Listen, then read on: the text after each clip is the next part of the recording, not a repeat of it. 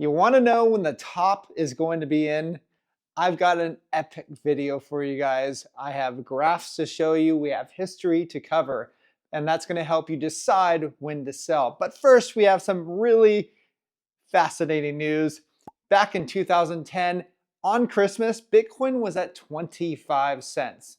Now, I bring up this a lot. I bring up history of prices of Bitcoin back in the early days. And the reason why I do this is to show you that we're destroying any trader out there. Any trader, pretty much. As long as you hold over the long run, you're going to destroy any trader's profits. I don't care who they are, essentially. So yeah, we are killing it. The people that hold, the people that buy, spot, and hold, we can sleep at night. We're not staring at screens all day because we know that when there's the bottom of a bear market, we're going to be able to sell near the top of the bull market. It's very simple, stress-free, as long as you know what you're holding. Bitcoin, obviously, it's the most secure network in the history of the world. So yeah, let me cover some other dates though. 2011, Christmas, $4. Let's move on to 2017. 14,027. Let's move on to 2021, 50,430. And now this Christmas, we had 98,200. I think it actually went to just over 99,000. So yeah, guys, you cannot do that well trading. Sorry, you just can't. Moving on, we have Russia announces a 6-year ban on cryptocurrency mining in 10 regions, citing energy shortages. Guys, that is freaking bullish news. Why is that?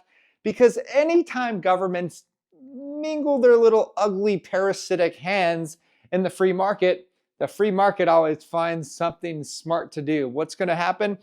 Mining's going to go underground. Amen. That is what mining is all about. It's not about corporate mining. It's so boring. Ugh. Okay, I'm talking about decentralized mining, people that are building mining farms, not telling anybody, and supporting the network. That's what Bitcoin's all about. Okay, moving on, we have a giant scammer. 20-year-old Malone Lamb. He committed one of the biggest person-to-person heists in history. On August 2024, he scammed somebody of 4,100 Bitcoin and then bought 31 supercars. Wow, that's a lot of supercars. What a waste of money. The guy didn't understand money. He just stole it and just wasted it. What a waste. He could have a really good experience with 4,100 Bitcoin. Oh my gosh. Okay, moving on to the UAE. They now hold $40 billion in Bitcoin. I think one of the reasons why they're doing that is because they understand the US could potentially be very crypto friendly. I'd say that in quotations because I don't trust, I verify. I'm going to wait to see what actually happens. That's what everybody should be doing, is don't trust, verify. And if you're verifying, if you're trusting a politician without verifying, you're kind of, not well in the head. So, that's going to be really interesting to see all these other nations around the world accepting Bitcoin, because you know what? The pressure's on, baby. The pressure is on. Moving on to the US and the IRS. The IRS says that crypto staking is taxable. So have fun. That's one of the things that you guys are going to have to do. It's going to suck and it's going to probably put a little bit of heartache in you. But that's just one of the things. My suggestion, what Heidi and I always tell people is go where you're treated best. And also, if you can legally pay close to 0% taxes, learn how to do that. There's plenty of resources out there. There's also, Heidi and I have second citizenship. And you can also check out Jennifer Marlin. The link is down below. Okay, hold on before I get into the good stuff. 111 years ago today, the Federal Reserve was founded. Actually, that was like a couple days ago. Ever since then, the US dollar is down 97%.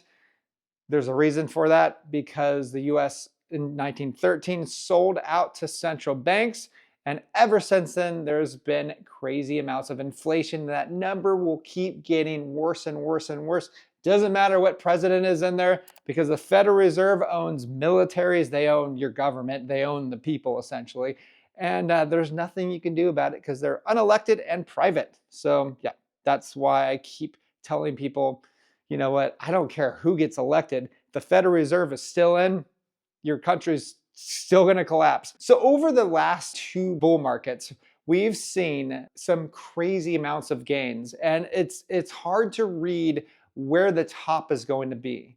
But here's a great tweet from Immortal on Twitter. He shows this graph. Check out this graph. So the time from top to top is 1,400 days on average. So on average, from the bottom of the bear market to the top of the bull market, usually on average, it's 1,064 days, as you can see in this chart. So here's the thing, how many days are we going to continue going up? Which is interesting because it shows in this chart that we have a bit more time left. So I'm not really sure. You let me know in the comments below. Do you think that we will, on average, from bottom to top, go around 1,064 days? Or do you think it's going to be longer because you have a pro-crypto administration and you have other governments around the world that are hopping in on Bitcoin as well? That's going to be really interesting. Leave a comment. I'd love to hear this because it is speculative, but we at least have some history to go behind it. And keep in mind that this bull market right here that we're experiencing right now isn't as I'd say isn't as powerful as the last several ones that we've had. I mean, if you've been in this space, you will know clearly. I remember, gosh, the 2016 to 18 bull market. I mean, we did a 20x, guys. We did a 20 freaking X. And the 2020 to 2021 bull market went from $3,500 to $69,000. So I don't think that this one's going to be as powerful, but you let me know because I see the law of diminishing returns happening in this market, which means pretty much when the larger the market cap grows, the harder to double that market cap. So say, for instance, you have a $2 trillion market cap.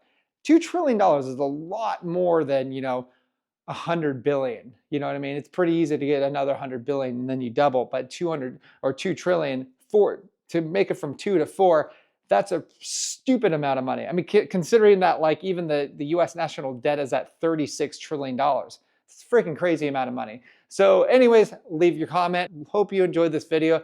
Hope you had a Merry Christmas. Talk to you guys soon.